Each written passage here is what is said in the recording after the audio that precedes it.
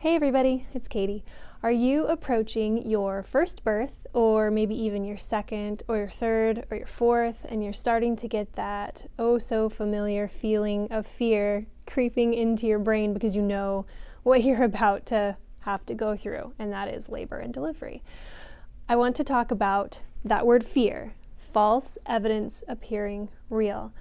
I want to talk today on the video about the top 5 things that I did to help me kick that fear and go into birth much more relaxed, much more calm, and have a much better outcome with both births. With the birth of my first daughter, I had shoulder dystocia, which is when her shoulder gets hung up in some area of me, usually the hips, the pubic bone, that type of thing. She got kind of hung up in there. So through the process of her coming out and fully exiting, I ended up with a pretty severe tear, but more importantly was the blood loss that I went through. That's the way my body is I bleed pretty easily. So I ended up losing quite a bit of blood. When I got pregnant with my second daughter, I started to deal with pretty early on, I was excited, and I certainly wasn't as concerned I wasn't as concerned as the first time, because I kind of knew, okay, this is what's going to happen.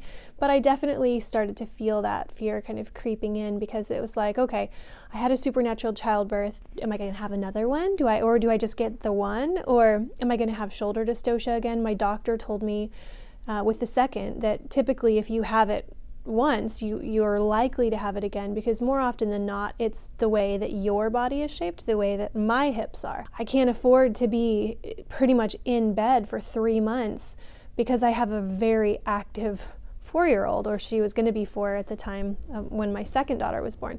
And so I started dealing with this fear again, oh my gosh, what if this,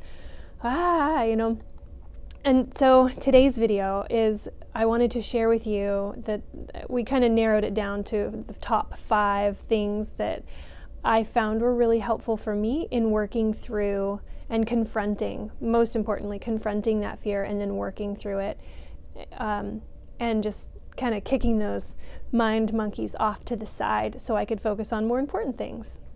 All right, tip number 1, first one, is knowledge. Now, knowledge is power. I'm sure many of you have heard that said before, certainly not new to me. The more you know, the better off you're going to be. Knowledge is power. So that's the first thing, is start reading books. Start looking into positive birth testimonies. Go on YouTube when you're ready and find there are plenty of amazing women out there who are sharing their actual birth videos. Watch those, assuming they're positive. Now, you don't want to just watch anything, because there's a lot of scary stuff out there too that's going to make you be like, what? Take it back. So find the positive stuff. Read the books. Talk to friends who have had good birth experiences. You really can't afford to focus on anything that's not positive, because it's pretty easy, at least in my experience, when you're pregnant, to focus on that one thing that's not quite so positive. There is a book that actually started this whole thing for me, and we'll include some information in the description below, but it's called Supernatural Childbirth by Jackie Mize, and it's an incredible book. It was very, very vital for me in both of my pregnancies. Number 2 is a birth class. Now, some of you might be in an area where there aren't very many opportunities for birthing classes, and that's okay. Typically, hospitals will have them, but I would suggest, if at all possible, if you're in an area that has someone outside of a hospital setting, maybe someone who's a little bit more hippie or granola, I would actually suggest attending one of those. Now, it's important, obviously, that you find one that matches your birthing style, and maybe that's more hospital, and that's totally okay. The only reason I would suggest going to a more naturally minded birth class is typically they're a lot more at ease and at rest about the birth process. It's a natural function of a woman. This is what you were designed to do. It's cool, don't worry, take a deep breath, that type of thing. Whereas and I don't know, because I haven't ever attended a hospital birth class, but from what I've been told and what I've read as I've looked into them, is it's definitely more of a, hospital approach to having a birth versus, anyway, That's just my personal opinion. Number 3 is hire a doula. Now, I realize that this is an additional cost, and for some of you, it might be hard to swing, and I get that. I totally do. I had a doula for both births, and I am so very glad that I did. We actually did a video, and we're going to flash a card up here for you to check out if you'd like. We actually did a video on having a doula and why it's important. But what I can tell you briefly is that a doula is your person. Like, she is there for you. Now you might think, okay, well, I've got my husband and my mom and my sisters, and that's cool. That's good. I think that the more support that you have, if you feel like that's important to you and that will help you, great. However, the one thing about a doula is this is what she does. She's a professional. She's probably attended several other births, if not maybe lots of other births. She knows what's coming. She'll have good suggestions for you. She's probably a mom. She's probably done it herself. So when you're in the thick of it, she gets it because she's been in the thick of it. And so this is your person. Her main focus is you. Whereas sometimes your family or your husband might get a little bit overwhelmed because when you're right at that transition and things are getting hairy, it's hard. It's hard for our loved ones to see us in this much intensity. It's not anything that anybody can fix. Nobody can fix it. So it's difficult oftentimes for husbands, at least I know it was for mine. He was amazing through both births, but I know that it's a lot. And so having a doula who can focus and sort of be that neutral person. Number 4, prepare. Now this kind of goes along with number 1, which is knowledge, obviously, but this is more kind of in the world, the material, like what do you need to get ready to have this baby? So in my first birth, one of the things that I didn't do right is I was so focused on making sure I had everything for the baby that I didn't really think about myself. And as a result, my consequence was the first probably 2 weeks of baby's life, my husband and my dad were back and forth to the grocery store getting things for me because, your body has just been through a pretty big event and there's things that make it more pleasant.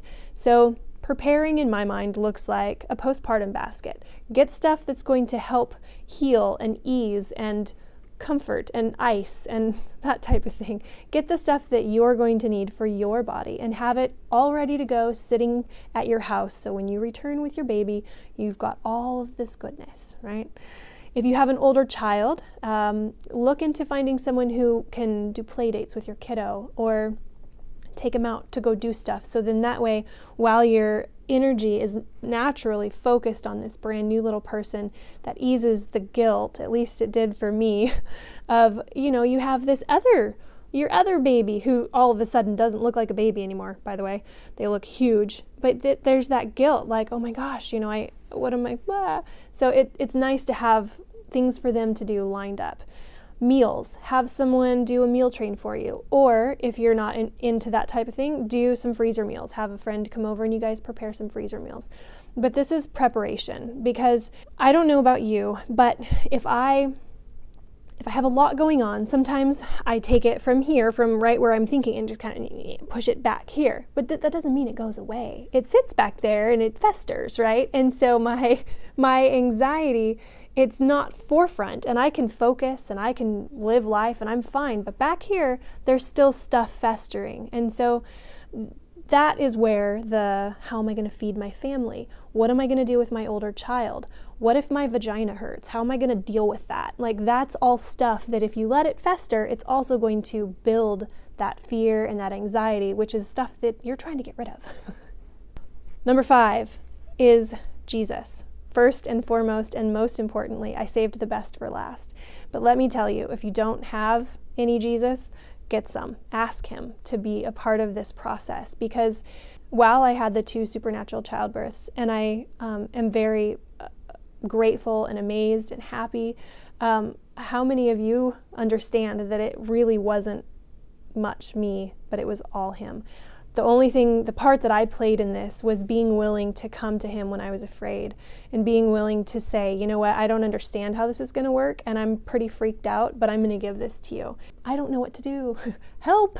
And so instead of not being willing to face that fear, or, just kind of keeping it, I gave it to him, because literally I had two choices. One was to give him everything and trust that he would be with me, and that he would care for me, and he would help me through this process. Or two, I could hold on to that fear, which, trust me, it was there, and I could hold on to it and try to get through it on my own. So I decided, either way, whether I experienced it supernaturally or not, I would rather start off right off the bat by giving him my fear. And sometimes that looked like me giving him my fear on a daily basis, maybe even more frequently than that. When something popped into my head, I just thought, nope, you know what? I'm going to pray about it. I'm going to give it to him, and I'm going to keep on chugging. So there's so much more that I could say about that. And actually, we have done a few other videos. So if you check down in the description below, we'll link a few of the videos about my supernatural experiences where I talk a little bit more about some of these things. But I certainly would be remiss if I didn't mention the most important factor, in my opinion, and that's Jesus. I don't know how many of you know, but we have a Facebook page that we update pretty much every day with content, and sometimes I share my awesome mess ups, like forgetting to pick up my kid at school. Sometimes that happens too. So if you haven't checked us out on Facebook, we'd invite you to join us. It's just Facebook. You can search the KT Files. If you liked our video today, first, please click like. That's always encouraging for me. But if there's someone in your life that this might be helpful to or for, I would love it if you would consider sharing it. And if you're not already, I would like to invite you to be a subscriber to our channel. That way you can turn on the notifications, the little bell icon, and then that way you'll be notified when we do new videos, which happens to be every Wednesday. So if you'd like to join us on our journey into family, we'd love to have you as a subscriber. Thanks so much for watching, guys. Hope you have an amazing day, and I hope this is encouraging for you. We'll see you soon, hopefully next Wednesday. Bye.